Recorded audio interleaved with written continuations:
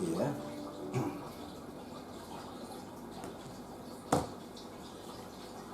Kepada sidang jemaat yang dikasihi Tuhan, sebelum kita masuk dalam ibadah PA, saya mengucapkan selamat sore, Shalom.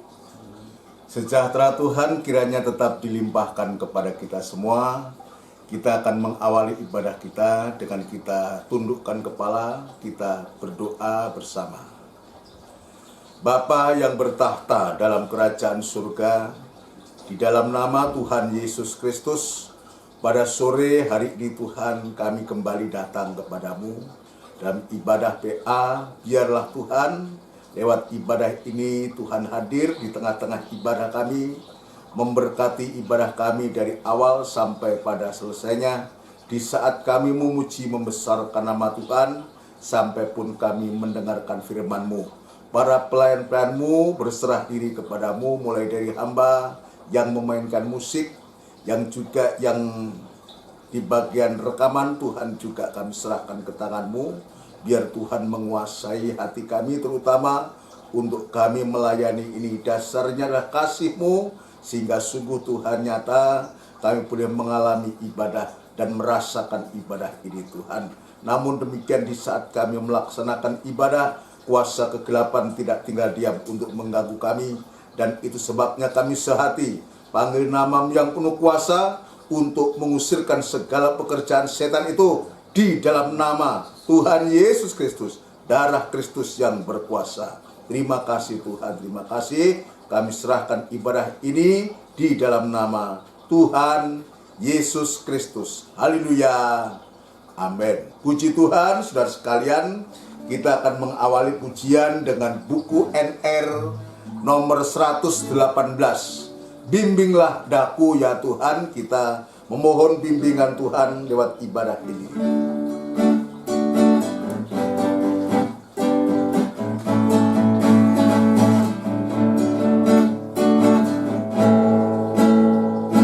Bimbinglah daku ya Yesus, di sepanjang jalan hidupku. Firman-Mu bagaikan sulur, akarku tak sesat di jalan. Dari atas. Bimbinglah daku ya Yesus, di sepanjang jalan hidupku. Firman-Mu bagaikan sulur, akarku tak sesat di jalan. Haleluya. Tanpa Yesus di sisiku, tanpa Yesus membimbingku, tanpa Yesus menopangku, ku kan jatuh. Tanpa Yesus di sisiku, tanpa Yesus membimbingku, tanpa Yesus menopangku, ku kan jatuh. Bimbinglah daku ya Yesus,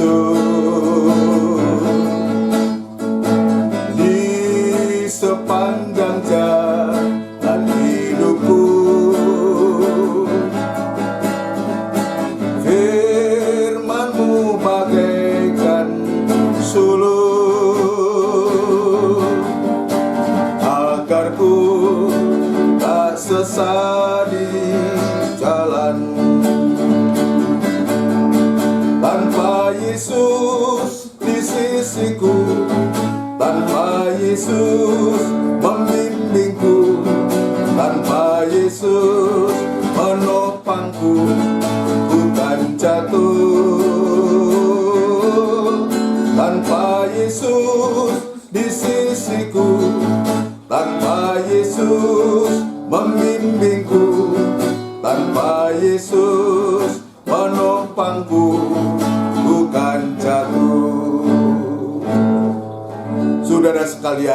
pujian ini sungguh-sungguh kita ditekankan untuk supaya kita di saat-saat ibadah begini semacam ini, yang menjadi kebutuhan kita adalah pribadi Yesus yang nanti kita akan dengar lewat firman-Nya. Tanpa Yesus dalam ibadah ini, maka ibadah itu tidak berarti apa-apa. Itu sebabnya kita bersyukur lewat pujian ini, kita kembali digairahkan untuk kita membutuhkan pribadi Yesus itu dalam kehidupan kita. Mari kita akan melakukan pujian selanjutnya untuk kita masuk dalam firman Tuhan. Kita akan pujikan dalam buku Pesalu nomor 107, biar ku datang ke sungaimu Tuhan. Biar ku datang ke sungaimu Tuhan.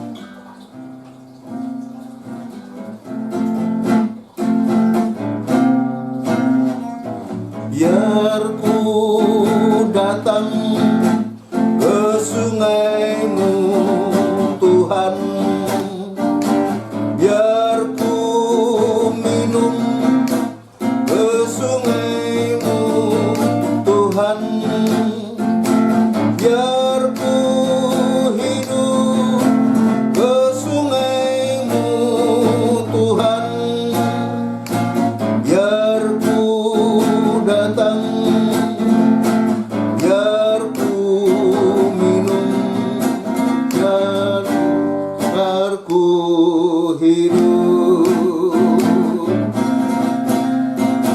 biar ku datang ke sungaimu Tuhan, biar ku minum ke sungaimu Tuhan, biar ku hidup ke sungaimu Tuhan, biar ku datang, biar ku minum, biar ku hidup. Sekali lagi. Biar ku datang ke sungaimu Tuhan, biar ku minum ke sungaimu Tuhan, biar ku hidup ke sungaimu Tuhan, biar ku datang, biar ku minum, biar ku hidup. Sungguh Tuhan, kami rindu untuk datang ke sungaimu, untuk kami boleh merasakan air yang sejuk, air yang segar. Itulah air firman Tuhan, supaya kehidupan kami yang kering, kehidupan kami yang banyak masalah dan persoalan ini, lewat firman Allah yang kami dengar, kami disejukkan kembali, kami ditenangkan kembali, sehingga kami boleh bersuka cita sekalipun dalam suasana kesulitan, kesusahan yang semacam sekarang di hari-hari ini Tuhan, yang sedang kami hadapi dan alami. Itu sebabnya Tuhan, kami bersyukur, berterima kasih kepadamu. Engkau mengundang kepada kami untuk kami boleh datang ke sungaimu, sungai di mana air itu boleh mengalir, air itu boleh kami rasakan. Demikianlah firman-Mu yang sebentar kami dengar Tuhan, biar menyegarkan kami, boleh menyenangkan hati kami Tuhan. Itu sebabnya urapi firman-Mu dan urapi kami sekalian dalam pengurapan daripada Engkau sendiri. Sekali lagi, di saat kami mendengarkan firman-Mu, kuasa kegelapan tidak tinggal diam untuk mengganggu kami. Dan itu sebabnya kami sehati panggil nama yang penuh kuasa untuk mengusirkan segala pekerjaan setan itu di dalam nama Tuhan Yesus Kristus, darah Kristus yang berkuasa. Gereja-gereja lain yang bersamaan beribadah semacam di tempat ini, biar Tuhan juga memberkati, pakai para hamba-hamba Tuhan, para gembala dalam tugas pelayanan yang Tuhan percayakan dimanapun berada Tuhan. Terima kasih Tuhan Yesus, terima kasih hamba tetap berserah diri kepadamu, biar kemurahan dan belas kasihan-Mu tetap Tuhan nyatakan kepada hamba untuk mampu menyampaikan firman-Mu dengan benar dan murni Tuhan. Terima kasih Bapa, terima kasih, dudukkan kami semua dengan baik seperti Maryam yang selalu merindukan perkataan-Mu. Terima kasih Tuhan, terima kasih, berkemurahanlah kepada kami semua. Kami siap untuk mendengarkan firman-Mu. Dalam nama Tuhan Yesus Kristus, kami alaskan doa dan sembahyang kami. Haleluya. Amin. Puji Tuhan, saudara sekalian. Sebelum lanjut dalam pemberitaan firman Allah, kembali saya mengucapkan selamat sore, shalom. Sejahtera Tuhan kiranya tetap dilimpahkan kepada kita semua. Kita bersyukur, berterima kasih. Tuhan sudah memberikan kesempatan kepada kita dan menyentuh hati kita untuk kita bisa beribadah pada ibadah PA pada sore hari ini yang disertakan dengan perjamuan suci. Biar kita siapkan hati kita. Kita sudah memohon kepada Tuhan. Kami yakin dan percaya Tuhan juga mempersiapkan hati kita supaya pribadinya, firman-Nya itu boleh mendapatkan tempat yang terutama dalam kehidupan kita semua. Puji Tuhan sekalian, kita akan lanjut dalam pemeriksaan kita dalam Injil Lukas pasal yang ke-10. Tidak mengapa kita ulang-ulang membaca Injil Lukas pasal yang ke-10 ayat yang ke-34. Ya. Injil Lukas ke-10 ayat yang ke-34. Ya. Ia pergi kepadanya. Ia pergi kepadanya. Lalu membalut luka-lukanya. Ya. Lalu dia pergi. Ya. Bukan dengan tangan hampa, tetapi dia juga ada suatu gerakan. Ya, seorang Samaria ini tergerak oleh belas kasihan, bukan dipaksa ataupun terpaksa, tapi ia pergi karena tergerak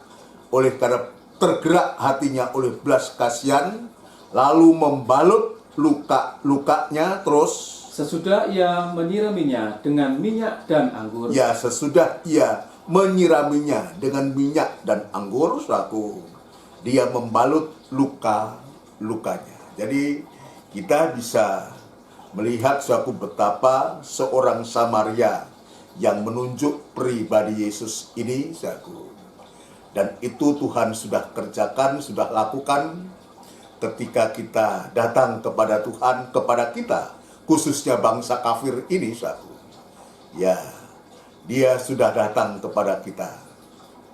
Dia memanggil kita, bahkan dia juga memilih kita untuk kita bisa beribadah, memanggil untuk supaya kita diselamatkan, memanggil kita untuk supaya kita boleh mendapatkan kemurahan Allah yang membawa kepada pertobatan, membawa keselamatan itu, dan sampai Tuhan itu juga memilih kita untuk kita bisa mengambil bagian dalam tugas pelayanan yang Tuhan percayakan. Jadi ini yang Tuhan lakukan. Yang Tuhan lakukan kepada kita. Nah, kalau kita mengingat betapa kehidupan kita di saat kita belum percaya dan menerima Yesus itu, nasib kita itu sesungguhnya juga sama seperti orang yang turun dari Yerusalem menuju Yeriko ini. Kita betul-betul babak belur, oleh karena dosa dan kejahatan yang sudah kita lakukan saat itu. Tapi Tuhan itu baik, justru di saat-saat kita babak belur, bahkan tidak ada harapan apa-apa dari kehidupan kita ini, maka tampillah pribadi Yesus yang saat itu dalam wujud seorang Samaria. Wujud seorang Samaria yang tergerak hatinya oleh belas kasihan. Itulah kehidupan kita. Dan itu Tuhan sudah melakukan 2000 tahun yang lalu untuk keselamatan dunia ini. Untuk keselamatan dunia ini 2000 tahun yang lalu dia sudah melakukan ketika dia tergantung di kayu salib. Dia katakan, sudah genap. pekerjaan keselamatan itu dia sudah selesaikan semua. Dan pekerjaan keselamatan sampai sekarang tetap berkumandang dan sampai dia datang yang kedua kali.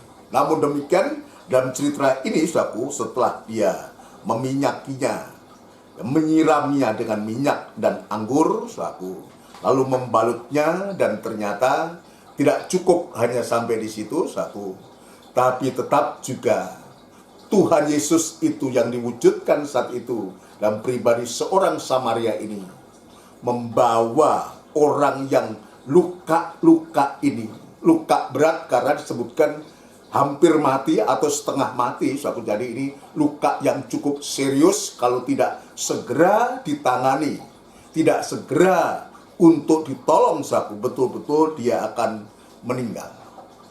Dan itu sebabnya ketika Tuhan Yesus sudah membalut luka, tidak cukup hanya membalut luka lalu meninggalkan, suatu, maka seorang Samaria ini atau pribadi Yesus ini tetap peduli terhadap kehidupan itu, suatu. Itulah kehidupan kita sesungguhnya, untuk kita dibawa, dinaikkan ke atas keledainya, keledai tunggangannya, suatu, lalu membawanya ke penginapan, dan sekaligus dia merawatnya. Itu sudah selesai tadi? Belum? Ya. Kemudian ia menaikkan orang itu. Ya, kemudian ia menaikkan orang itu Ke atas keledai tunggangannya sendiri. ya. Lalu membawanya ke tempat penginapan dan merawatnya. Jadi dibawa ke tempat penginapan, sekaligus dia merawatnya. Jadi saya sudah menjelaskan panjang lebar, suatu, dalam ibadah-ibadah sebelumnya ini, bahwa penginapan ini menunjuk kepada kandang penggembalaan. Ya, bahwa dalam kandang penggembalaan itu, dalam susunan tabernakel terkena ruangan suci yang di dalamnya ada 3 macam alat. 3 macam alat ini menunjuk kepada 3 macam ibadah, suatu. 3 macam ibadah untuk supaya ibadah-ibadah ini kita bisa tekuni. Kita bisa tekuni dan kita terus bertekun, suatu, sampai puncak dari ibadah itu adalah di sana ada pelita emas, suatu. Itulah ibadah raya yang kemarin kita hari Minggu, suatu. Hari Minggu kita rayakan ibadah itu, kita beribadah raya, berarti kita sedang bersekutu dengan Allah Roh Kudus, suatu. Bersekutu dengan Allah Roh Kudus. Lalu alat yang kedua yang namanya meja roti sajian. Itulah juga menunjuk ibadah pendalaman Alkitab yang disertakan dengan perjamuan suci, suatu. Jadi ibadah pendalaman Alkitab dan perjamuan suci ini berarti kita sedang bersekutu seperti sekarang ini, bersekutu dengan anak Allah. Bersekutu dengan anak Allah. Ya, lalu puncak dari ibadah dari 3 alat itu, alat yang terakhir, yang ketiga, itulah mezbah dupa emas. Ini bicara tentang ibadah doa dan penyembahan.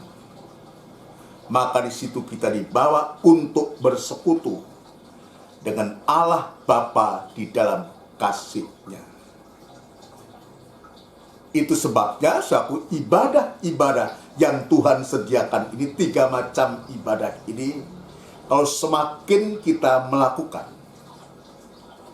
semakin kita bersekutu, ya, semakin kita tekuni dalam ibadah-ibadah 3 macam ibadah ini, maka berarti kita semakin melekat dengan Allah Tritunggal di dalam ibadah itu, saudara sekalian. Jadi betul-betul kehidupan kita aman dan terjamin. Semacam perlindungan Tuhan itu secara lengkap. Ya, bukan hanya melekat, tetapi perlindungan Allah Tritunggal itu secara lengkap itu terjadi dalam kehidupan atau setiap kehidupan yang betul-betul digembalakan dan tergembala. Saudara sekalian, ini penting. Ini bolak-balik saya ingin tekankan, sebab betapa pentingnya kandang penggembalaan. Kalau tidak demikian, maka seorang Samaria, Tuhan Yesus tidak membawa kehidupan itu. Ya, cukup dia balut, langsung dia pergi aja, selesai tugasnya. Tetapi perlu untuk kehidupan yang semacam itu ada yang namanya lawatan atau rawat inap sampai menjadi sembuh. Maka perlu dibawa ke dalam kandang penggembalaan. Ya, dan di sana ayat 34 ini, setelah sampai di penginapan saudara sekalian, maka dia merawatnya semalaman. Dia rawat, dan setelah itu baru ya orang Samaria ini atau pribadi Tuhan itu, dia mempercayakan kepada pemilik penginapan itu dengan Tuhan, dengan seorang Samaria ini memberikan 2 dinar. Ya, ini kita akan periksa. Saya ingin melanjutkan apa yang saya sampaikan dalam ibadah raya kemarin. Nah, itu sebabnya ya, kenapa ini penting sekali? Sebab kalau kita tidak lanjut dalam penggembalaan, dibawa ke kandang penggembalaan, seperti yang sudah saya menjelaskan dalam ibadah-ibadah sebelumnya, kalau kehidupan ini cukup, mungkin dah cukuplah. Yang mungkin percaya selamat, ya bagus, baik. Tetapi kita sedang diperhadapkan di dunia ini yang namanya dunia dan segala isinya. Diperhadapkan dengan masa sulit yang semacam ini. Maka bisa kehidupan itu kalau tidak lanjut dalam penggembalaan Tuhan, tidak lanjut dalam rawatan lanjutan dalam kandang penggembalaan, dibawa ke penginapan. Yang pertama yang sudah saya jelaskan adalah bisa juga akan kemudian dia akan kembali ke dunia. Kembali ke dunia. Kenapa? Sebab indahnya dunia, seperti seorang yang sudah berada di Yerusalem ini, karena keinginannya sendiri, dia turun ke Yeriko. Yeriko itu gambar dunia, keinginan dunia. Nah, ini yang terjadi. Akibatnya apa? Babak belur. Masih ini beruntung ada orang tolong. Kalau tidak betul-betul binasa. Itu sebabnya kalau tidak lanjut dibawa dalam kandang penggembalaan, bisa kembali ke dunia, terpesona, terpikat oleh indahnya dunia ini. Saya sudah gambarkan seperti Demas. Kalau sudah bisa membaca dalam 2 Timotius pasal yang keempat, ya, ayat-ayat 8 dan selanjutnya itu, bagaimana Demas ini meninggalkan tanggung jawabnya. Dia meninggalkan Paulus karena dia cinta kepada dunia. Kenapa demikian? Sebab di dunia itu penuh dengan keinginan. Ya, dunia itu penuh dengan keinginan, yaitu keinginan mata atau keinginan daging, keinginan mata, dan keangkuhan hidup. Ini yang bisa mempesona setiap kehidupan, bahkan kehidupan Kristen sekalipun, yang akibatnya bisa meninggalkan Tuhan karena dia mencintai dunia ini, mencintai dunia dan segala isinya. Nah, kalau kehidupan itu sudah mencintai dunia, maka ayat mengatakan kasih Bapa itu tidak ada. pada orang itu. Atau sebaliknya dibaca, ya sebaiknya dibaca Mas. Dalam 1 Yohanes pasal yang kedua, ya sebaiknya dibaca 1 Yohanes pasal yang kedua. Kita akan membaca di sana nasihat dari Rasul Yohanes ya kepada orang-orang percaya ini saudaraku. Ayat yang ke-15. Ayat yang ke-15. 1 Yohanes 2 ayat yang ke-15. Ya, perhatikan. Janganlah kamu mengasihi dunia. Janganlah kamu mengasihi dunia. Jadi Tuhan tahu. Karena hati manusia itu lebih cenderung kepada dunia dan segala isinya ini. Itu sebabnya lewat Rasul Yohanes ini diingatkan kita. Jangan sampai peristiwa yang pernah terjadi dalam Injil Lukas pasal 10 itu terjadi. Meninggalkan Yerusalem ya, karena dia terikat dengan Yeriko. Ya, gambar dunia ini sehingga betul-betul dia hampir binasa. Janganlah kamu mengasihi dunia Dan apa yang ada di dalamnya. dan apa yang ada di dalamnya. Coba, kalau kita renungkan ayat ini, mungkin kita berpikir, loh kok ya nggak oleh begini begitu. Sementara keinginan kita banyak. Semua yang ada di dunia ini betul-betul menarik hati kita. Apa yang nggak menarik sekarang ini? Dunia ini semua ada daya tariknya sendiri. Tapi ayat ini mengatakan, dan apa yang ada di dalamnya. Janganlah kamu mengasihi dunia dan apa yang ada di dalamnya. Sementara kita berada di dalam dunia. Terus, Jikalau orang mengasihi dunia, jikalau orang mengasihi dunia, maka kasih akan Bapa tidak ada di dalam orang itu. lah, sebaliknya, kalau orang itu mengasihi dunia, saudara sekalian, maka kasih Bapa itu tidak ada di dalam orang itu. Coba bayangkan kalau kasih Bapa itu tidak ada pada kita. Lalu kasih yang mana yang ada pada kita? Kasih Bapa itu adalah kasih agape.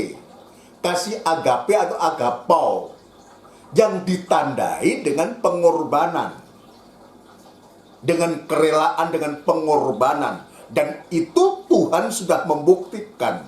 Oleh karena kasihnya Bapa terhadap dunia ini, Dia memberikan putranya yang tunggal.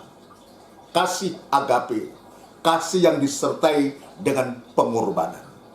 Kalau kasih Bapa itu tidak ada pada orang itu, maka tinggal ada dua kasih, yaitu kasih filio, kasih persaudaraan, persahabatan.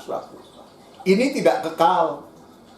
Kasih persahabatan, kasih filio tidak kekal. Tidak kekal. Contohnya kalau sewaktu kita punya sahabat kita sakiti, belum tentu dia bisa bersahabat lagi dengan kita. Saudara sekalian, bisa dia berkhianat. Dia bisa mengkhianati kita. Ini kasih filio, kasihnya manusia. Beda dengan kasihnya Allah.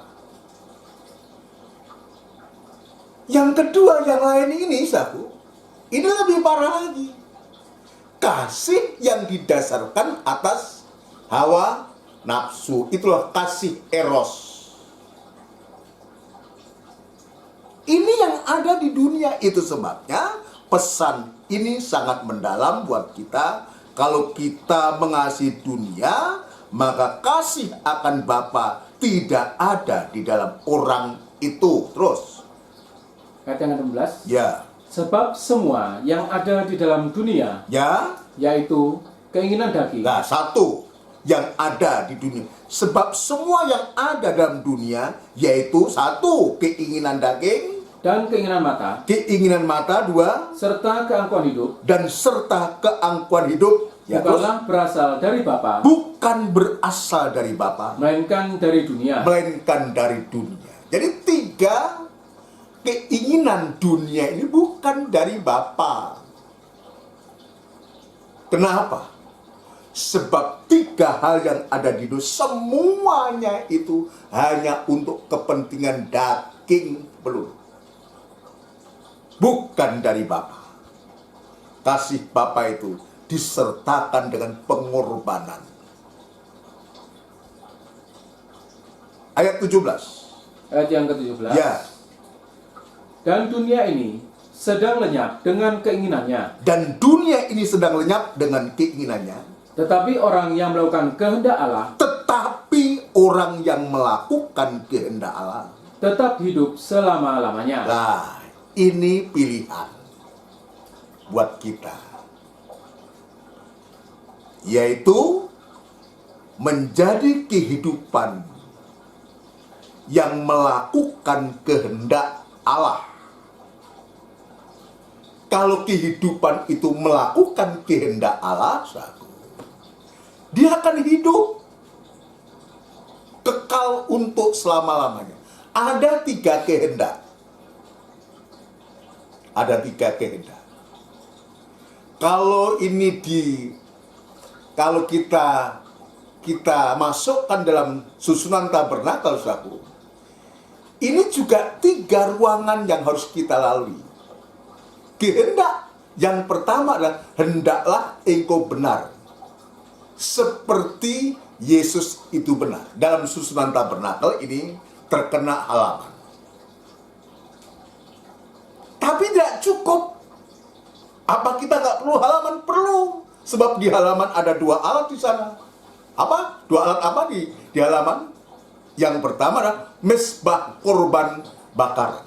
Setelah melalui pintu gerbang itu, saudaraku, kita dari pintu gerbang kita masuk ke halaman, saudaraku, maka di sana kita menemukan satu alat. Yang pertama adalah mezbah korban bakaran.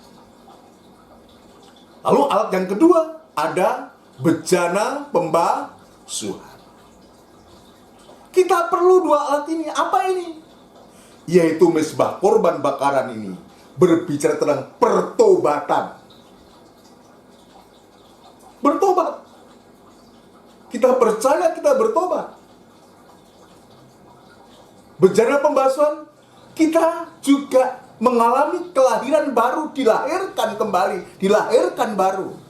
Ada pertobatan, ada kelahiran baru. Baru kita masuk ya kehendak yang kedua, sebab tidak cukup hanya di halaman. Nanti ada saatnya saya juga akan menjelaskan apa akibatnya kalau kita tetap tinggal di halaman itu. Maka kita harus masuk ke ruangan yang kedua melalui yang namanya pintu kemah. Itulah kepenuhan Roh Kudus. Pintu kemah itu. Baru pintu kemah ini memisahkan antara ruang suci atau bait Allah dengan halaman. Ya, ruangan suci dan daerah kesucian. Nah, inilah ruangan suci, inilah yang saya sebutkan kandang penggembalaan. Yang di dalamnya ada 3 macam alat tadi. Dan semua alat-alat ini, saudara sekalian, nanti akan memuncak.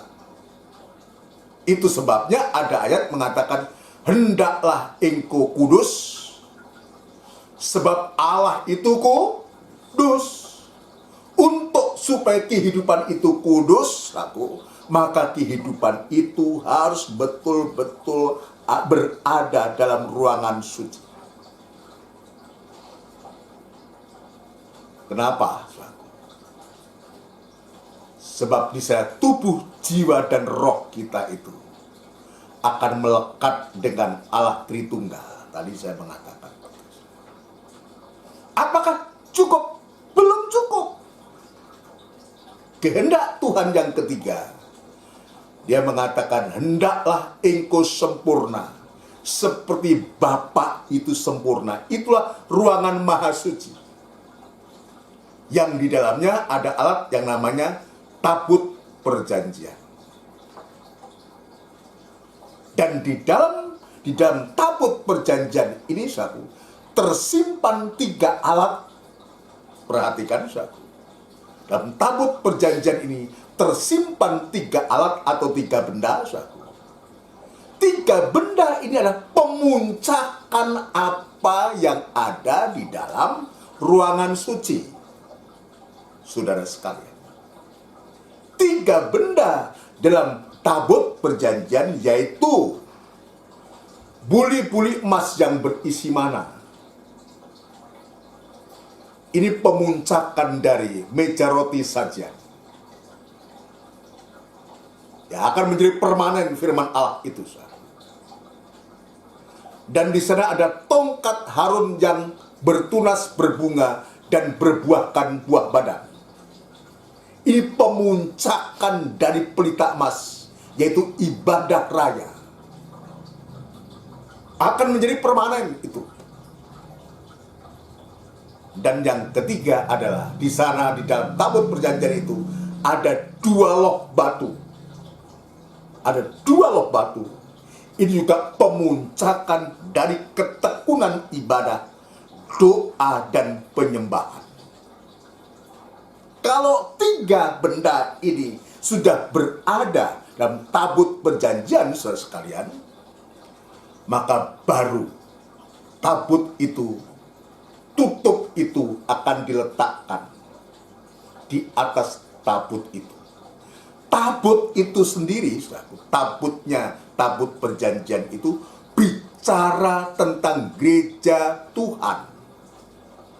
Siapa gereja Tuhan ini?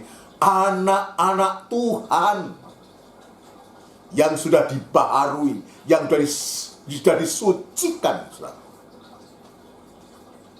Ya. Yang disebut juga mempelai wanita Tuhan. Gereja dengan isi 3 benda itu, iman, harap, dan kasih. Itu menjadi isi gereja Tuhan, gereja sempurna, yang bersumber dari 3 macam ibadah yang kita tekuni di hari-hari ini.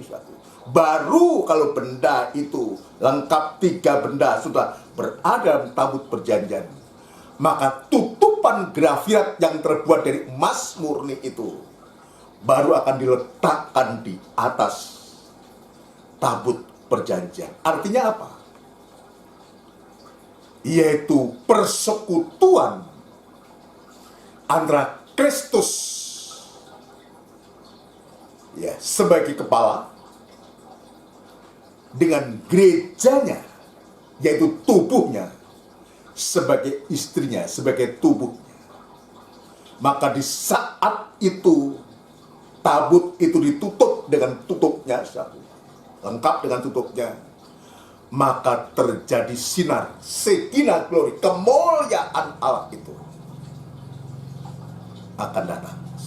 Nah, itu sebabnya sungguh kita di hari-hari ini kita dibawa oleh Tuhan. Itu sebabnya ayat tadi mengatakan, tetapi orang yang melakukan kehendak Allah tetap hidup selama-lamanya. Hidup dalam kemuliaan Tuhan, dalam suasana Shekinah glory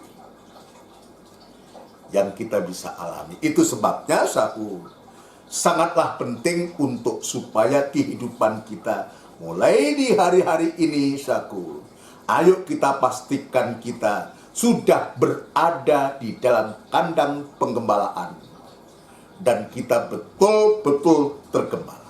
Sebab kalau tidak, tadi saya mengatakan, bisa kembali ke dunia, bisa mencintai dunia. 2 Timotius pasal yang keempat, Mas. 2 Timotius pasal yang keempat. 2 Timotius pasal yang keempat, kita akan melihat contoh ini. Lihat contoh ini, 2 Timotius pasal yang keempat, ayat yang ke-9 dan 10. 2 Timotius 4 ayat yang ke-9. Ya. Berusahalah supaya segera datang kepadaku. Ini kepada Timotius untuk supaya dalam penjara dia bertulis surat. Paulus mengatakan berusahalah supaya segera datang kepadaku. Kenapa? Karena Demas telah mencintai dunia ini. Karena Demas telah mencintai dunia ini dan meninggalkan aku. Dan meninggalkan aku, sampai di situ aja. Ini bahayanya. Itu sebabnya kepada kita bersyukur lewat firman Allah, lewat ibadah-ibadah ini satu. Tuhan selalu mengingatkan kepada kita untuk supaya kita tidak mencintai dunia seperti Demas ini. Kalau mencintai dunia, kasih Bapa itu tidak ada pada kita. Celaka kita. Kalau kasih Bapa tidak ada pada kita, apapun yang kita lakukan itu nggak ada guna. Seperti siapa? Kira-kira. Seperti jemaat Efesus. Meninggalkan kasih yang semula. Itu sama dengan kasih itu tidak ada pada jemaat itu. Dan itu merupakan satu kejatuhan yang sangat amat dalam sekali, yang rasanya sulit untuk bisa dibangkitkan. Tapi Alkitab mengatakan kepada Efesus, jika engkau tidak bertobat. Jadi hanya diberikan alternatif ketika kejatuhan itu terjadi satu. Jadi kejatuhan yang sangat amat dalam itu meninggalkan kasih, ya. Maka hanya dengan cara bertobat dan kita melakukan lagi apa yang harus kita lakukan dengan kasih, baru kita bisa terangkat. Itu sebabnya saya mengatakan, kalau kasih Bapa itu tidak ada pada kita, apapun yang kita buat, biar itu mengatasnamakan ibadah, biarpun itu mengataskan pelayanan sekalipun, maka tidak ada artinya apa-apa. Tidak ada artinya apa-apa. Puji Tuhan. Ini yang pertama. Yang kedua, yang kedua, ya, untuk supaya kita juga hati-hati, ini yang kedua, kalau kita tidak mau lanjut dalam kandang penggembalaan dan kita tergembala, tidak menutup kemungkinan menjadi anti-Kris. Loh, kok bisa? Sebab ayat yang sudah kita bahas hari Minggu itu, antikris itu bukan dari luar. Justru dia bersama-sama dengan kita. Dia orang ibadah. Tapi persoalannya dia tidak setia. Andai kata dia setia seperti kita, dia tidak semacam itu. Itu sebabnya ayat mengatakan, ya, menegaskan kepada kita satu, ya, untuk supaya kita di hari-hari ini, untuk dalam keadaan apapun juga, dalam situasi apapun juga yang sedang menimpa dunia ini, jangan sampai kita tidak setia. Jangan membiasakan diri seperti sebagian orang-orang yang tidak setia beribadah, meninggalkan ibadah. Yang lalu saya mengatakan satu, ya, tidak setia beribadah, tidak setia melayani, tidak beribadah, tidak melayani, dianggap itu bukan sesuatu. Atau dengan kata lain, ada kesempatan ibadah melayani, tidak mau ibadah melayani sampai sewaktu-waktu. Kalau kehidupan itu semacam itu, dia tidak bisa ibadah, tidak bisa melayani, alias dia bisa menjadi antikris. Ini bahaya. Nanti saudara bisa membaca dalam satu, atau lebih baik dibaca sekilas, ya. Sedikit kita baca. Ini, ya. Kemarin saya menjelaskan ada dua. Antikris berasal dari dalam, tetapi juga dari luar. Tapi kita baca yang dari dalam saja. Kalau dari luar ya sudahlah, orang yang tidak mengakui Yesus sebagai anak Allah, sebagai manusia, dia antikris, itu jelas lah, dia karena dia memang menolak. Tetapi yang dari dalam ini yang harus kita waspadai. 1 Yohanes pasal yang kedua, kita ulang membaca ini. 1 Yohanes pasal yang kedua, ayat yang ke-19, langsung aja.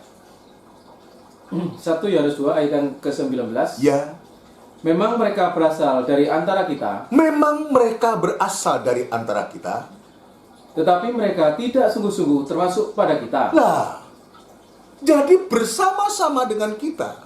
Mereka berasal dari antara kita, tetapi mereka tidak sungguh-sungguh termasuk pada kita. bersama kita, tinggal bersama dengan kita, di antara kita, ada di antara kita. Kalau dalam jemaat, ada dalam jemaat itu.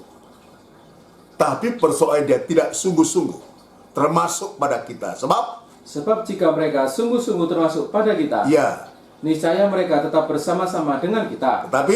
Tetapi hal itu terjadi supaya menjadi nyata terus bahwa tidak semua mereka sungguh-sungguh termasuk pada kita.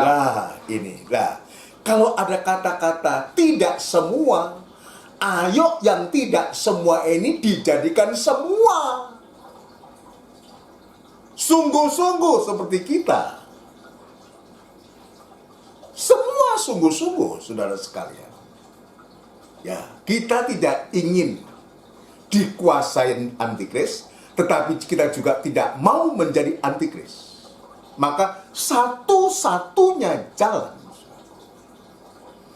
Ya, kemarin saya juga sudah menyebutkan untuk menghadapi masa itu nanti ada saatnya saya akan baca, sekalipun kemarin saya sudah menjelaskan tentang pengurapan itu.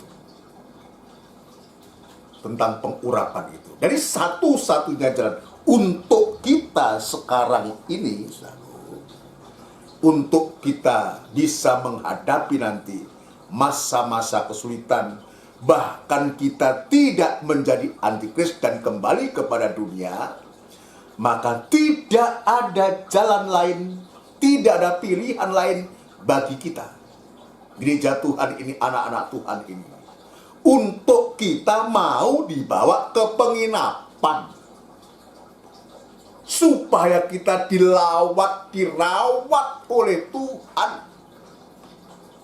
Saudara sekalian, ini jelas, coba kembali dibacakan itu dalam Lukas 10 ayat 34 tadi. Kemudian ia menaikkan orang itu ke atas keledai tunggangannya sendiri, lalu membawanya ke tempat penginapan dan merawatnya.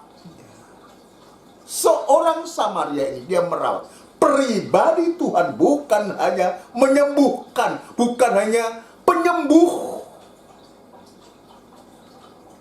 tapi dia juga melanjutkan untuk supaya dia betul-betul jemaat ini yang dibawa masuk dalam kandang ini dilawat Tuhan selalu dan dirawat oleh Tuhan.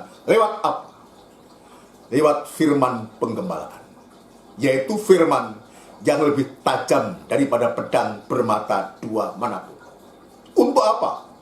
Untuk mengobati setiap luka, setiap kekurangan, setiap masalah yang ada ke dalam hidup kita, kepahitan hati kita. Siapa yang bisa menyembuhkan penyakit yang semacam itu? Kalau yang lalu disebutkannya luka saja hampir mati, setengah mati. Tapi prakteknya ini, itu sebabnya saya mengatakan kandang penggembalaan itu sesungguhnya adalah tempatnya orang-orang sakit yang sedang dilawat dan dirawat Tuhan. Kalau kita mau jujur, kita datang beribadah itu apa? Ada sesuatu keinginan, kerinduan supaya kita dirawat. Masalah persoalan kita yang menyangkut soal nikah, rumah tangga, pekerjaan, keluarga, anak-anak tumplek blak tuh. Itu sebabnya kita dalam kandang penggembalaan dan firman pengajaran yang lebih tajam daripada pedang bermata dua ini dinyatakan untuk supaya betul-betul lewat firman itu merawat kita, menunjukkan kekurangan kita, kelemahan kita, sehingga segala penyakit yang ada dalam hati dipulihkan oleh Tuhan. Kita menjadi kuat bersama Tuhan. Ini merupakan satu hal yang penting buat kita. Betapa pentingnya kandang penggembalaan itu. Setelah itu kita akan lanjut. Ya, tadi saya mengatakan untuk supaya kita tidak kembali ke dunia, kita tidak menjadi antikris, mau tidak mau, suka atau tidak suka, kita harus mau dibawa dalam kandang. Dan di sana kita akan dibuka mata kita, untuk kita bisa melihat perkara-perkara yang besar. Lewat pembukaan firman Allah yang lebih tajam dari pedang bermata dua manapun itu, kita bisa dibawa untuk kita bisa membedakan mana baik, mana yang baik, dan mana yang tidak baik. Puji Tuhan. Sekarang kembali ke Lukas pasal yang ke-10, ayat yang ke-35. Kita akan masuk ayat 35. Lukas 10 ayat yang ke-35. Ya.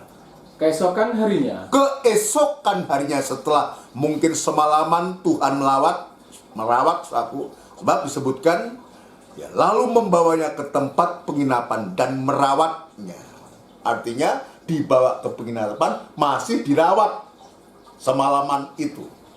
Baru keesokan harinya, sebab ini juga orang Samaria juga dalam perjalanan, ada tujuan tertentu. Ya, diulangi. Keesokan harinya. Keesokan harinya. Ia menyerahkan 2 dinar Ya. kepada pemilik penginapan itu. Ya, jadi ini kita lihat. Keesokan harinya, ia menyerahkan 2 dinar kepada pemilik penginapan itu. Jadi ini rawatan lanjutan. Ya, maka Tuhan di sini dikatakan keesokan harinya ia menyerahkan 2 dinar kepada pemilik penginapan itu. Terus katanya rawatlah dia, dan jika kau belanjakan lebih dari ini, ya, aku akan menggantinya waktu aku kembali. Kita lihat, maka untuk rawatan lanjutan itu, saudara sekalian, maka orang Samaria ini memberikan 2 dinar kepada pemilik penginapan. Dan dia katakan, rawatlah. Betul itu? Katakan, rawatlah dia. Dan jika kau belanjakan lebih dari ini, aku akan menggantinya waktu aku kembali. Yang ingin saya tunjukkan dulu adalah, siapa pemilik penginapan ini? Pemilik penginapan ini menunjuk kepada seorang gembala yang dipercaya. Ingat, yang dipercaya. Jadi seorang Samaria ini, dia percaya kepada pemilik penginapan itu. Dan itu sebabnya dia meninggalkan 2 dinar. Nanti kita akan periksa juga apa 2 dinar ini. Tapi saya lebih dulu ingin menunjukkan pribadi yang dipercaya untuk merawat orang yang sedang luka ini. Jadi saya mengatakan pemilik penginapan ini hanya seorang yang dipercaya untuk merawat. Jadi seorang gembala, pemilik penginapan itu menunjuk gembala yang dipercayakan domba-dombanya Tuhan. Ini untuk menyadarkanku, untuk menyadarkan hamba-hamba Tuhan, gembala-gembala. Jemaat itu bukan gembala punya, domba itu bukan gembala punya. Tidak ada domba itu gembala beranak domba, tidak. Domba itu miliknya Tuhan, jemaat itu miliknya Tuhan, dipercayakan untuk menggembalakan, untuk merawat. Kalau nggak bisa dipercaya, ya dicabutlah kepercayaan itu. Dan itu pernah terjadi kok di zaman Yeskiel. Karena gembala nggak bisa dipercaya, dia justru menggembalakan dirinya sendiri. Maka Tuhan cabut kepercayaan. Ini mengingatkan, ini menjadi koreksi buat sebagai seorang yang dipercaya untuk merawat, untuk melawat, untuk menggembalakan ini. Yang harus selalu saya ingat adalah bahwa domba-domba itu bukan milikku. jemaat itu bukan milikku. Jemaat itu adalah Tuhan punya yang ditebus dengan darahnya yang mahal. Itu sebabnya dalam 1 Petrus pasal yang kelima, saudara sekalian, dia sebut gembalakanlah domba-domba Allah. Rasul Petrus dia mengingatkan kepada para penatua, para gembala, untuk supaya melakukan tanggung jawabnya. Kalau dalam Injil Lukas tadi, untuk merawat. Sebab orang Samaria sudah memberikan 2 dinar. Dan 2 dinar ini diterima oleh pemilik penginapan. Ya, artinya dia harus melakukan tanggung jawab.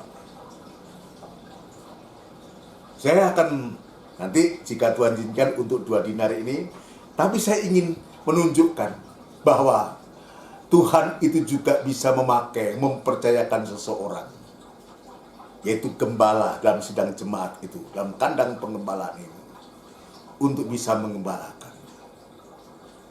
Coba dibaca, lebih baik dibaca. Lebih baik dibaca, saudara. Dalam 1 Petrus pasal yang ke-5, saudara ya.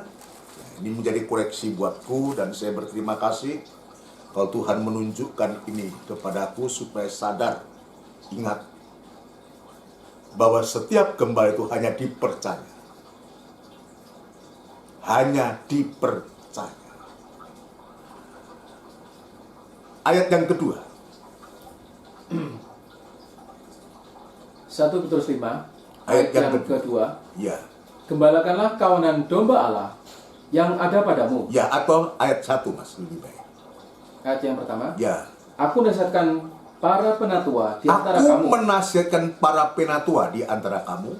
Aku sebagai teman penatua. Ya. Dan saksi penderitaan Kristus. Ya, dia Petrus yang menulis saksi penderitaan Kristus. Terus yang juga akan mendapat bagian dalam kemuliaan yang akan dinyatakan kelak. Kalau kita bisa melakukan kepercayaan Tuhan, ayat mengatakan, ya, yang juga akan mendapat bagian dalam kemuliaan yang akan dinyatakan kelak. Kapan?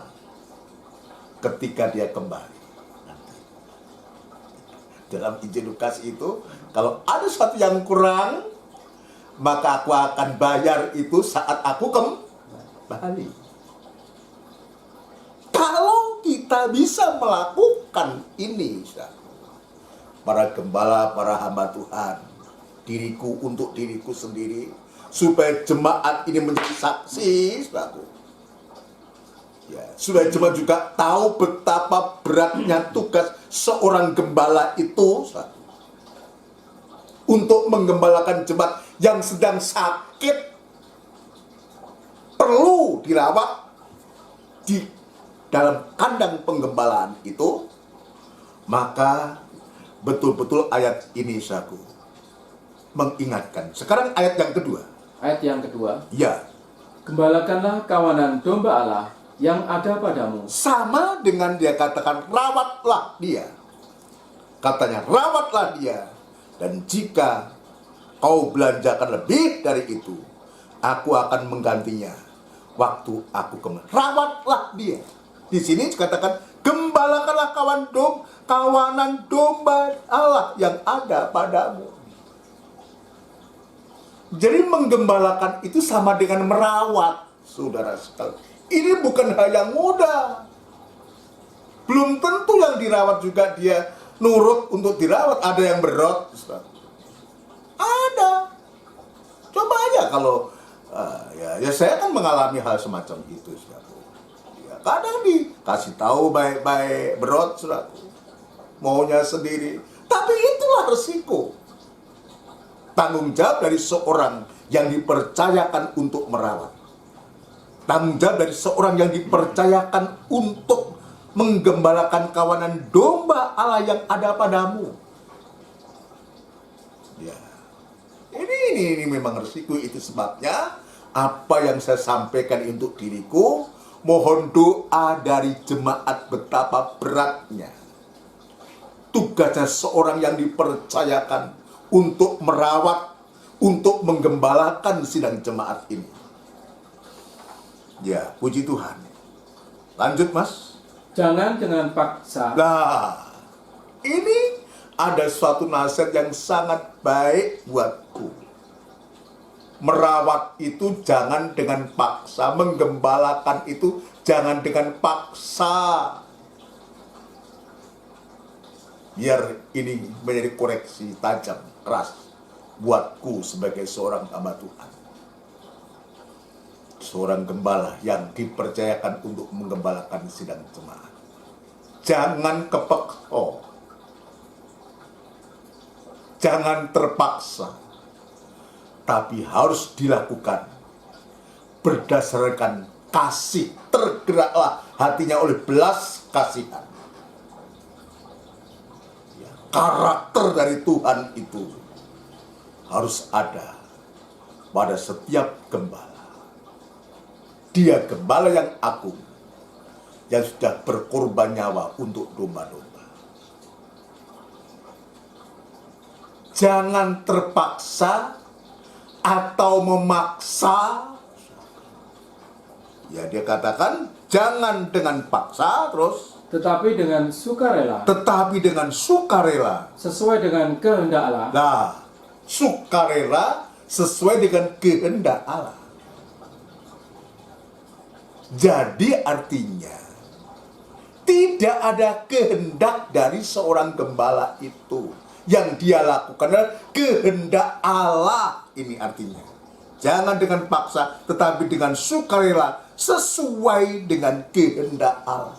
Kalau kehendaknya gembala itu sendiri, itu sebabnya tidak mustahil kemudian Tuhan Allah itu mencabut kepercayaan dari gembala-gembala Israel di zaman Yeskiel.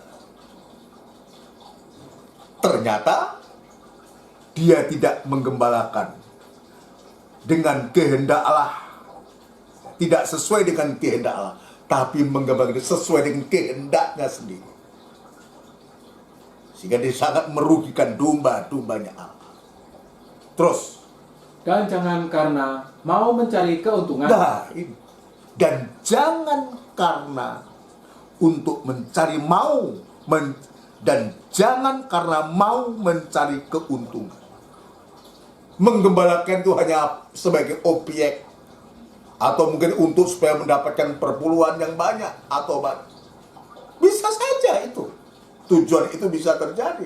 Tapi biarlah lewat koreksi ini, biar dibersihkan hatiku, hati kita sebagai seorang hamba Tuhan, sebagai gembala, untuk mencari keuntungan pribadi, bukan untuk mencari keuntungan. Terus, tetapi dengan pengabdian diri.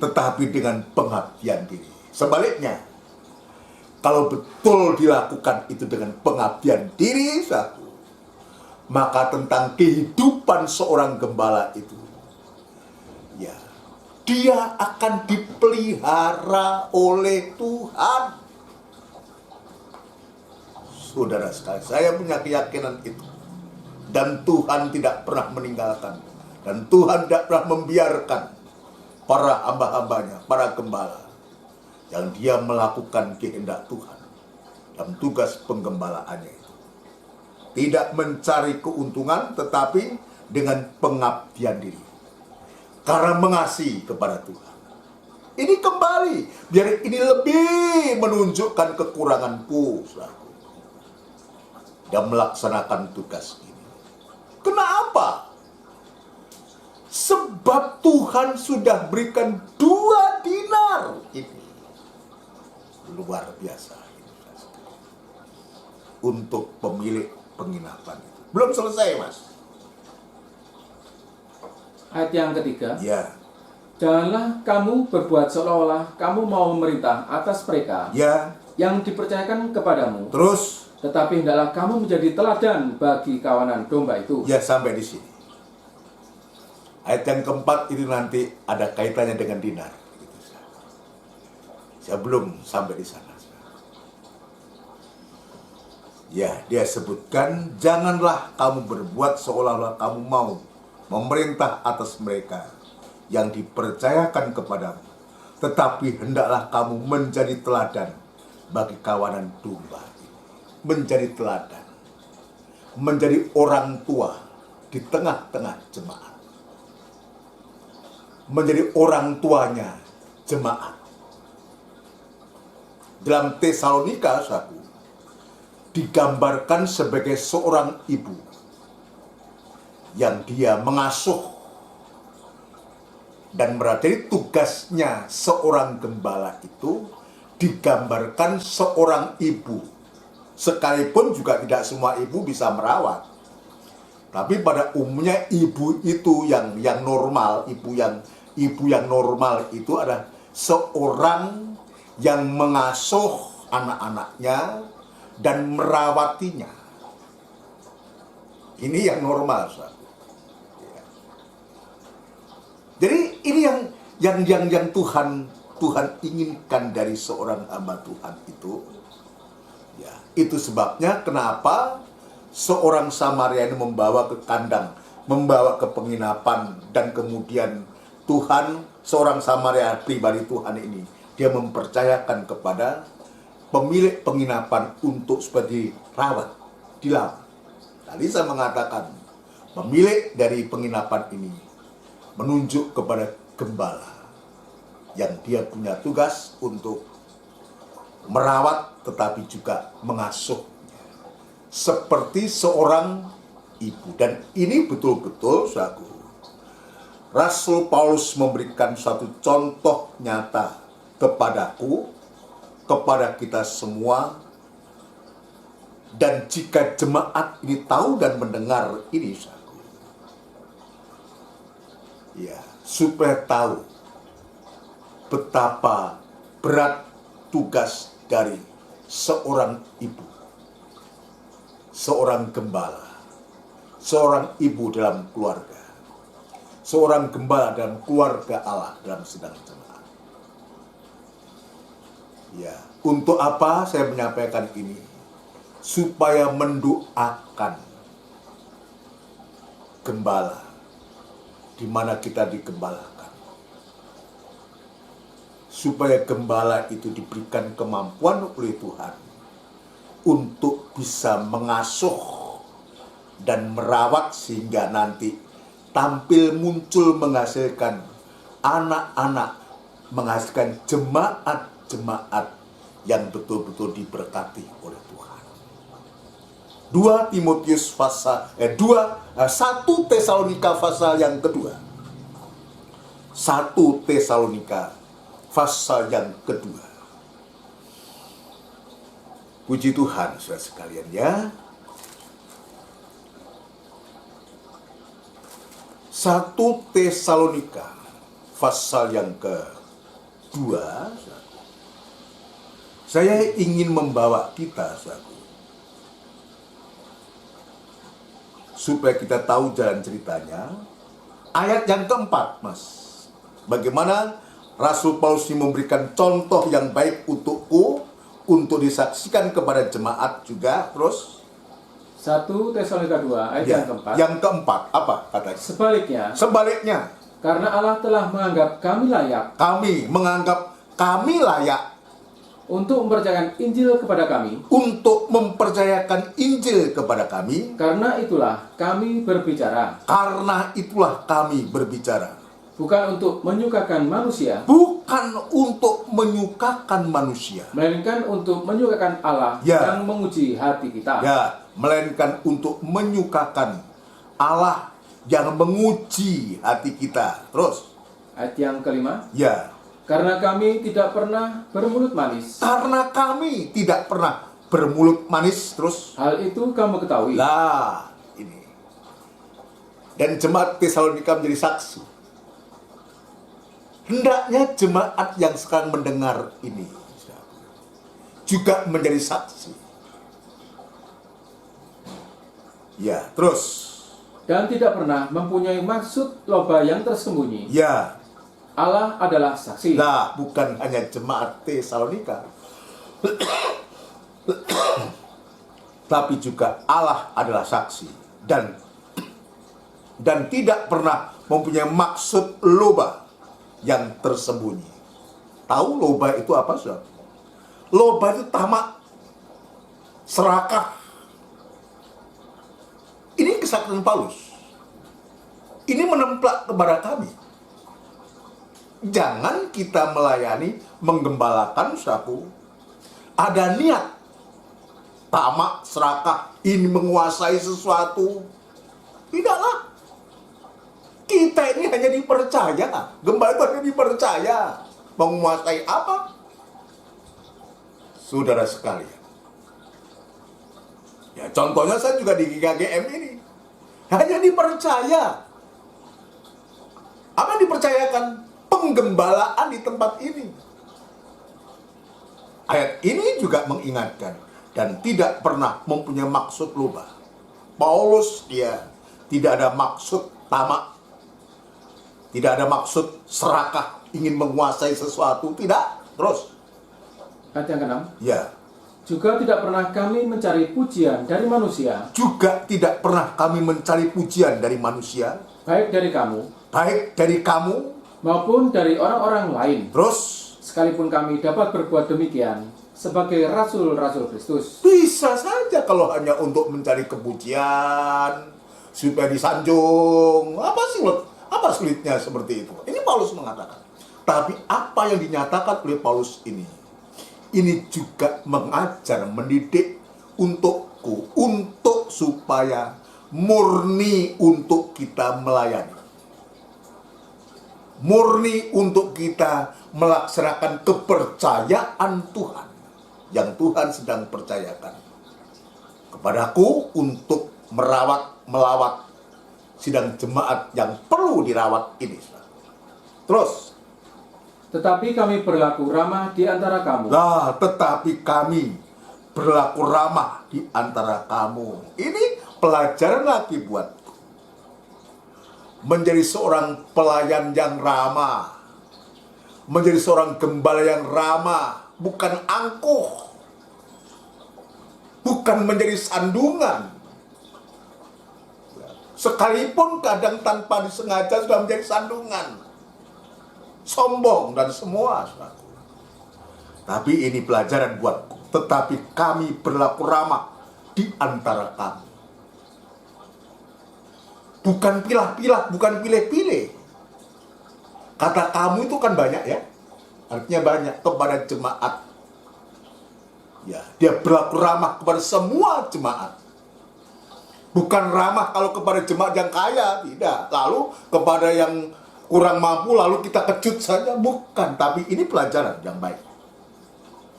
Untuk berlaku ramah kepada semua sidang jemaat yang terdiri. Ada yang mampu, yang kurang mampu, bahkan tidak ada yang tidak mampu. Harus sama. Berlaku ramah di antara kamu. Sama seperti seorang ibu. Perhatikan, sama seperti seorang ibu. Mengasuh dan merawati anaknya. Mengasuh dan merawati anaknya. Inilah saudara sekalian jemaat Tuhan yang dikasihi Tuhan, yang juga saya kasihi.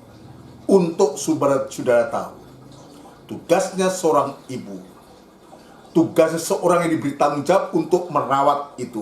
Dia tugasnya adalah untuk mengasuh dan merawatinya, merawati anaknya, merawati jemaat. Jadi jemaat itu bagaikan anak-anaknya yang harus diperlakukan secara adil, baik dan adil, tidak pilah-pilah, tidak pilih-pilih. Kalau ternyata itu ada padaku, saudaraku, biar Tuhan jua yang mengkoreksi saat ini untuk tidak berlaku demikian. Ya, untuk supaya jemaat adalah anak semua. Tidak ada anak emas, anak perak, anak besi. Semua anak-anak yang kekasih. Ini yang kami rindukan.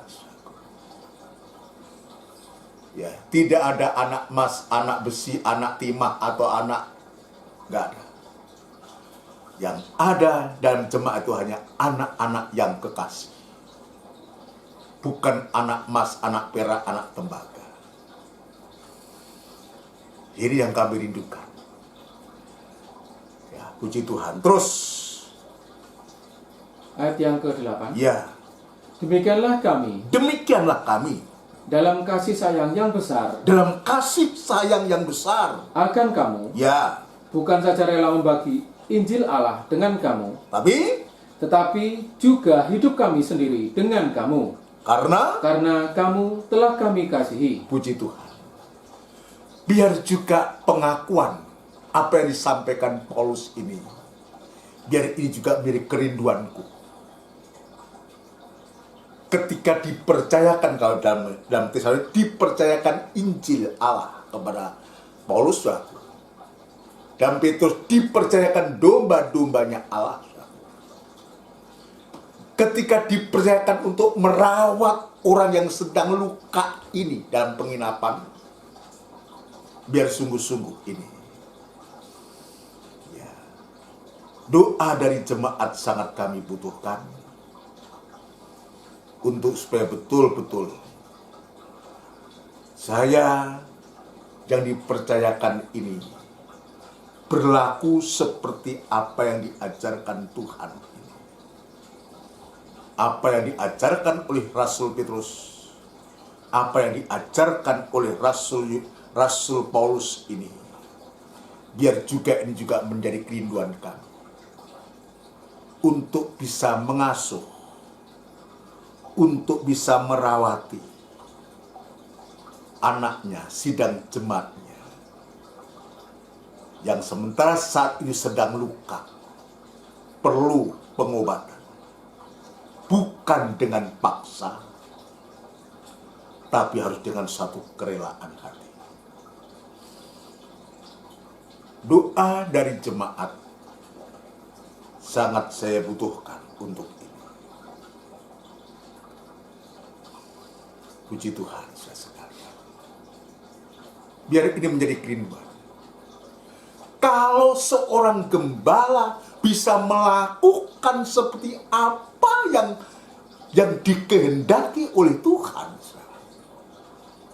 ketika dia dipercayakan dengan 2 dinar itu, dia bisa melakukan sesuatu dengan baik, maka keuntungan itu, ya, keuntungan itu juga nanti dirasakan, dialami oleh, kalau dalam 1 Tesalonika, dialami oleh anak-anaknya, dialami oleh seluruh sidang jemaat. Itu sebab tadi saya mengatakan, doakanlah kepada kami, terutama untuk supaya kami diberikan keberanian untuk memberitakan Injil ini, tanpa harus menyukakan hati manusia, tapi menyukakan Allah. Berdoa untuk supaya hamba Tuhan kembali bisa membuka mulutnya untuk bisa menyampaikan isi hatinya Allah. Kalau itu bisa disampaikan, saya yakin dan percaya penyakit-penyakit yang ada dalam kandang penggembalaan, yang ada dalam jemaat, pasti akan dijamah oleh Tuhan dan dipulihkan oleh Tuhan dan menjadi sembuh. Puji Tuhan.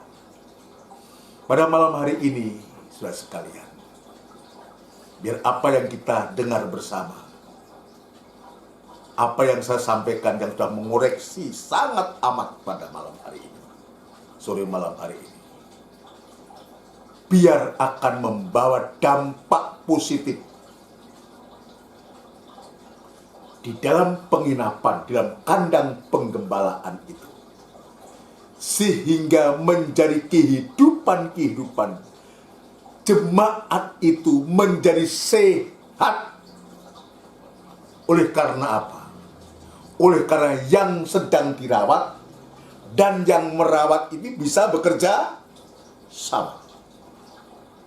Nah kalau yang dia berot terusnya bagaimana, saudaraku? Iya, jangan. Jangan. Demikian, jangan seperti itu. Ya, justru ketika kita diberikan seorang gembala, seorang hamba Tuhan untuk merawat dan mengasuh kita, biar kita juga belajar untuk menghargai, jerih payah. Sebab gembala itu juga hanya dipercaya. Dia punya juragan. Hamba Tuhan punya Tuhan. Kalau seorang hamba Tuhan atau seorang gembala itu sedih, susah, maka siapa yang rugi? Yang rugi ada seluruh sidang jemaat. Apalagi kemudian karena kesusahannya itu, maka tugasnya terkendala, terhalang. Maka yang sangat dirugikan, yang sangat rugi itu adalah seluruh sidang jemaat. Itu ayat mengatakan tidak menguntungkan bagimu. Ada ayat mengatakan. Ayat yang terakhir, saudara. Ayat yang terakhir. Ibrani pasal yang ke-13. Ibrani pasal yang ke-13, saudara. Nanti kita bisa baca kembali, tapi untuk melengkapi ini, saudara, kita akan membaca ayat yang ke-17. Ibrani pasal 13 ayat 17. Ibrani 13 ayat yang ke-17. Ya. Taatilah pemimpin-pemimpinmu. Ya. Dan tunduklah kepada mereka. Terus. Sebab mereka berjaga-jaga atas jiwamu. Dia sedang merawat jiwamu. Sedang mengasuh merawat jiwamu. Berjaga-jaga atas jiwamu. Terus. Sebagai orang-orang yang harus bertanggung jawab atasnya. Sebagai orang-orang yang harus bertanggung jawab atasnya. Dengan jalan itu mereka akan melakukannya dengan gembira. Nah, dengan kita mentaati, kita bisa dengar-dengar, kita bisa bekerja sama dengan gembala, dengan hamba Tuhan, dengan pemimpin itu, saudaraku. Maka dengan jalan itu mereka akan melakukannya dengan gembira. Ini satu nasihat buat jemaat, buat kita semua. Bagi jemaat, ya, satu-satunya cara untuk supaya bisa membuat gembala itu hamba Tuhan bergairah, semangat, ya ini yang harus kita lakukan. Saudara sekalian, untuk taat dan dengar-dengar. Dengan jalan itu mereka akan melakukannya dengan gembira, terus bukan dengan keluh kesah. Bukan dengan terpaksa atau keluh kesah.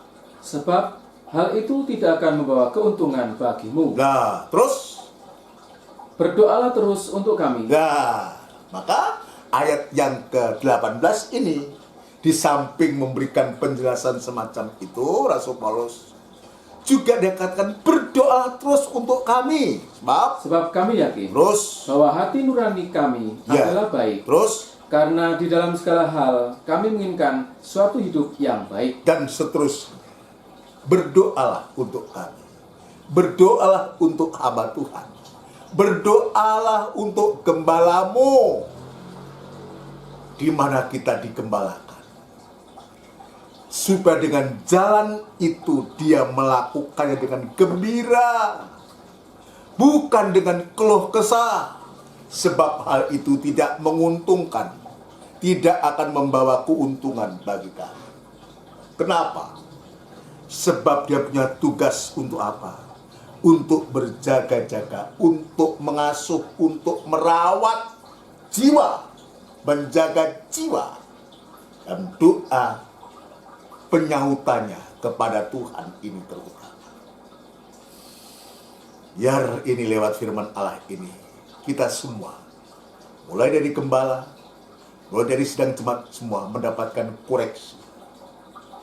Dan terakhir saya mengatakan, berdoalah terus untuk kami. Coba,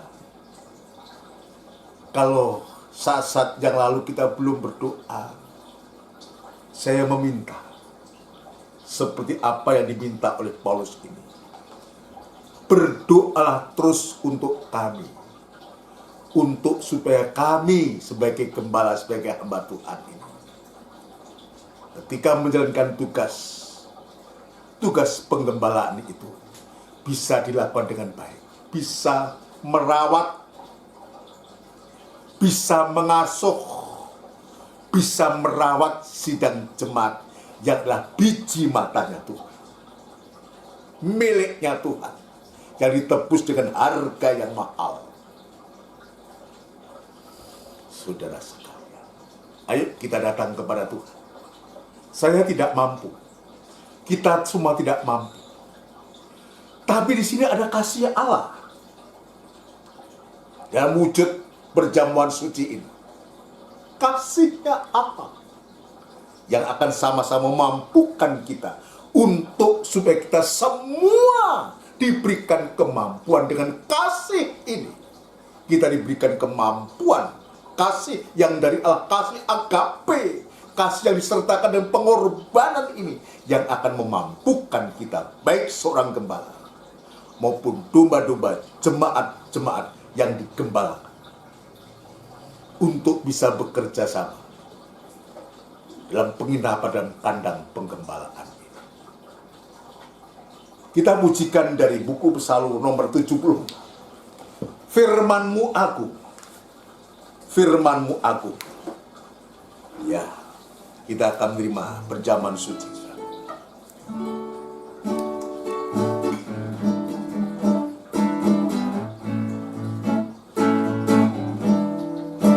Betapa, oh Tuhan, firman-Mu agung, memancarkan kehidupan manusia.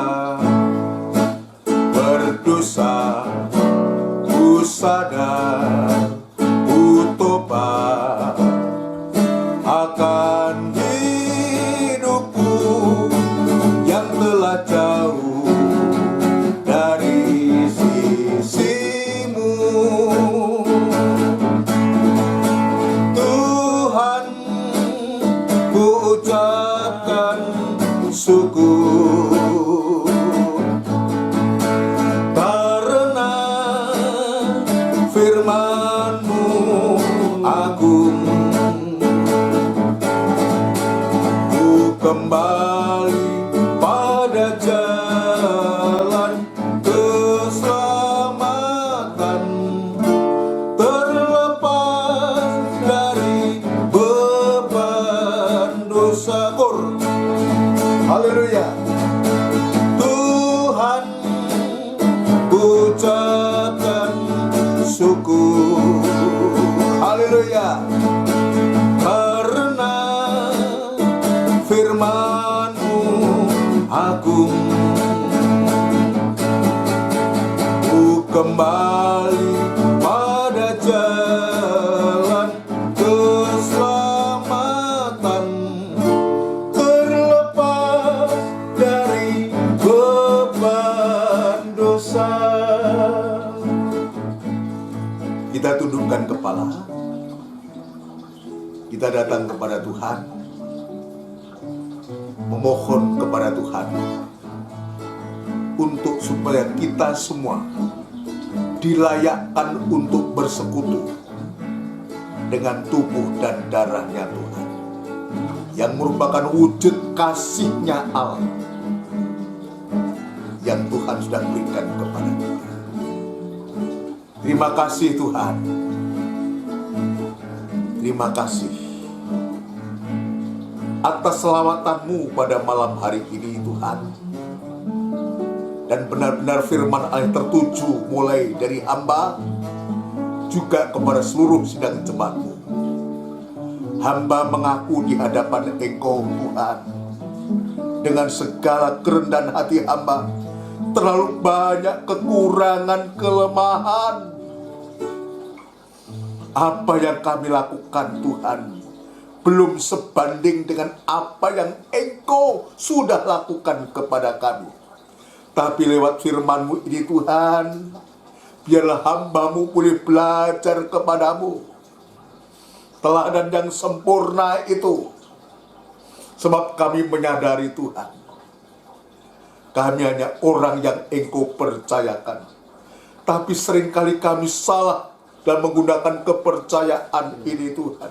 Ampuni kami, ampuni hamba-Mu ini Tuhan. Terima kasih Tuhan, terima kasih Tuhan, terima kasih. Engkau pasti memberikan pertolongan kepada hamba, juga kepada sidang jemaat-Mu. Di hadapan kami ada tubuh dan darah-Mu yang merupakan wujud kasih-Mu kepada kami Tuhan. Sebelum kami nikmati bersama, Tuhan, Engkau layakkan setiap kehidupan kami untuk kami boleh bersekutu dengan darah dan daging-Mu. Ampuni sekali lagi kekurangan, kesalahan mulai dari hamba, juga kepada seluruh sidang jemaat-Mu Tuhan. Terima kasih Tuhan, terima kasih. Kami sambut tubuh dan darah-Mu ini di dalam nama Tuhan Yesus Kristus. Haleluya, amin. Puji Tuhan. Mari kita terima tubuh darah Tuhan. Ya.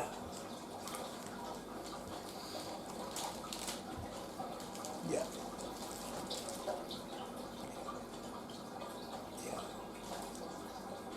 Ya, puji Tuhan, kita siapkan.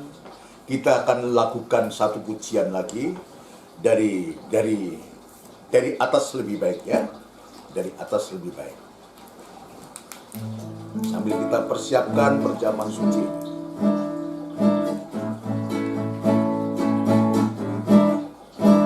Betapa, oh Tuhan, firman-Mu agung, memancarkan kehidupan manusia. Berdosa, ku sadar, ku tobat akan hidupku yang telah jauh dari sisi-Mu. Unjukkan tubuhnya Kristus berdiri. Tuhan, ucapkan syukur karena firman-Mu agung. Haleluya. Ku kembali pada jalan keselamatan, terlepas dari beban dosa. Haleluya. Tuhan, ucapkan syukur. Haleluya. Karena firman-Mu agung. Ku kembali pada jalan keselamatan, terlepas dari beban dosa. Kami menunggu, unjukkan tubuhnya Kristus lebih tinggi dari kepala, dan kita dengarkan firman Tuhan. Dengarkan firman Tuhan. Sebab apa yang telah kuteruskan kepadamu, telah aku terima dari Tuhan, yaitu bahwa Tuhan Yesus pada malam waktu Ia diserahkan, mengambil roti, dan sesudah itu Ia mengucap syukur atasnya. Ia memecah-mecahkannya dan berkata, inilah tubuhku yang diserahkan bagi kamu. Perbuatlah ini menjadi peringatan akan aku. Kita makan bersama dengan hati percaya dalam nama Tuhan Yesus Kristus.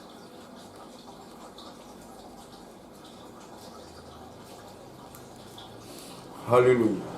Terima kasih Tuhan. Terima kasih Tuhan. Terima kasih. Unjukkan darahnya Kristus lebih tinggi dari kepala, dan dengarkan firman Tuhan. Demikian juga ia mengambil cawan sesudah makan lalu berkata, cawan ini adalah perjanjian baru yang dimeteraikan oleh darahku. Perbuatlah ini setiap kali kamu meminumnya menjadi peringatan akan aku. Kita minum bersama dengan hati percaya dalam nama Tuhan Yesus Kristus. Haleluya. Unjukkan kedua tangan kita. Nanti Mas Didit Eko akan berdoa syafaat untuk kita semua. Sebab setiap kali kamu makan roti ini dan minum cawan ini, kamu memberitakan kematian Tuhan sampai ia datang kembali. Terima kasih Tuhan. Haleluya. Terima kasih. Haleluya, haleluya. Haleluya. Haleluya. Besar Tuhan kasih-Mu kepada kehidupan kami. Haleluya, haleluya. Yang sampai saat hari ini Tuhan, Engkau masih Haleluya, memberikan haleluya. kasih kepada kami. Ya Kami Tuhan. masih dapat menikmati firman-Mu. Haleluya, Tuhan. haleluya. Merupakan belas kasihan buat kehidupan kami Tuhan. Haleluya. Kami sebagai domba-domba-Mu Tuhan, yang Engkau masih beri kami kesempatan. Haleluya. Engkau masih merawat kami. Terima Tuhan. kasih. Engkau masih memperhatikan kami Tuhan. Haleluya. Belas kasihan dan kemurahan. Haleluya. Kami dapat mengucap syukur dan berterima kasih Terima kepada kasih, Tuhan. Tuhan. Oh Tuhan, Terima kami juga kasih. berdoa Tuhan untuk Haleluya. firman-Mu yang begitu besar Tuhan pada saudara. Haleluya. Yang Kau pilah-pilahkan Tuhan, yang Kau, oh Tuhan, Kau jelaskan Tuhan pribadi-Mu Tuhan lewat firman-Mu Tuhan. Haleluya. Dengan ayat-ayat itu Tuhan, biarlah semakin hari semakin kami Haleluya. semakin mantap Tuhan Haleluya. akan kehidupan kami akan Engkau. Terima Dan kasih. khususnya Tuhan, Engkau perhatikan hamba-Mu Haleluya. Tuhan, dimanapun dia berada Kemurahan-Mu. baik dalam pembukaan firman-Mu, Belas kasihan-Mu. biar dia senantiasa Tuhan ada Haleluya. hikmat dan manfaat di kehidupannya Tuhan, Ya Rabbi supaya Yesus. firman itu menjadi Ya nyata Rabbi buat Yesus. kehidupan kami. Dan juga oh Tuhan, yang apa Ya disampaikan Rabbi Tuhan Yesus. bukan dari kekuatannya, bukan dari oh Tuhan kepandaiannya, Ya Rabbi biar itu semua Yesus. karena kasih dan kemurahan yang ada dalam kehidupannya. Haleluya. Terima kasih Tuhan, terima kasih Bapak, terima kasih Tuhan. Terima Biar kasih. kesehatan Tuhan hamba-Mu Tuhan Haleluya. semakin hari biar semakin sehat Tuhan, supaya apa kasih. firman yang disampaikan itu menjadi kekuatan buat kehidupan kami dan kehidupannya Tuhan. Dan Terima juga Tuhan kasih. khususnya Tuhan untuk keluarga yang apapun permasalahannya Tuhan dalam pergumulan, kasih. biar Engkau hadir Tuhan, dan Engkau selesaikan Tuhan berbagai masalah Tuhan dalam kehidupan Terima rumah kasih, tangga Tuhan. hamba-Mu Tuhan. Terima kasih Tuhan, terima kasih Bapak. Bapak yang juga Terima berdoa kasih. untuk jemaat GKGM Tuhan, dimanapun dia berada Tuhan. Oh buat Tuhan yang mungkin undur Tuhan, Engkau kembalikan Tuhan. Yang sakit Tuhan, Engkau jamah, Engkau kuatkan, Engkau pulihkan imannya Tuhan. Terima kasih Tuhan, terima kasih Tuhan, terima kasih. Itulah surat doa kami Tuhan, yang jauh daripada sempurna ini Tuhan, kami naikkan kepadamu Tuhan, dan Engkau sempurnakan Tuhan. Terima kasih Tuhan, terima kasih Tuhan.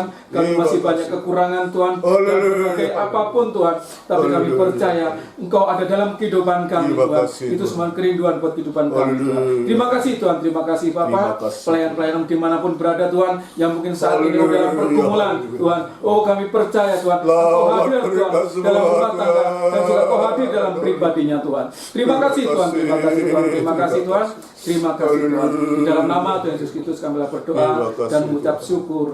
Haleluya. Amin. Amin. Puji Tuhan, demikianlah firman Tuhan, pemberitaan firman Allah pada sore malam hari ini.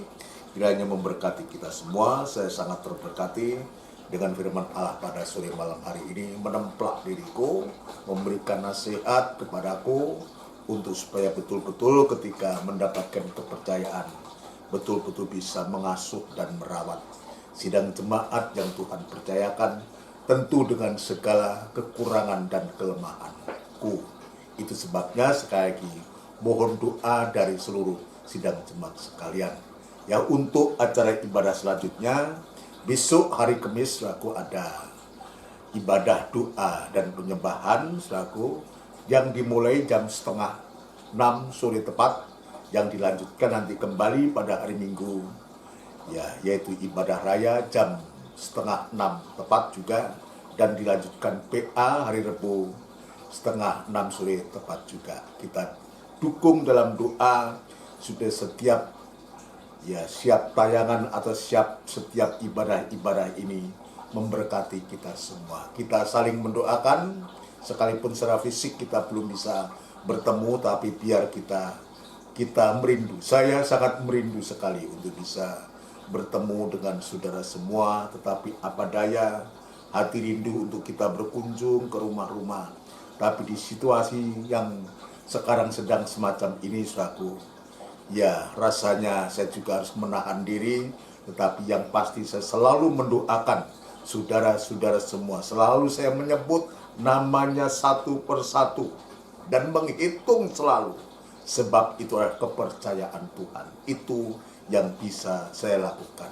Jadi kita saling mendoakan satu dengan yang lain, dan kita jangan putus-putusnya, jangan bosan-bosannya untuk kita bisa saling mendoakan supaya betul-betul persekutuan kita sampai sewaktu-waktu kita bisa bertemu dengan Tuhan untuk selama-lamanya. Mari kita akan mengakhiri ibadah dengan doa berkat. Kita tundukkan kepala.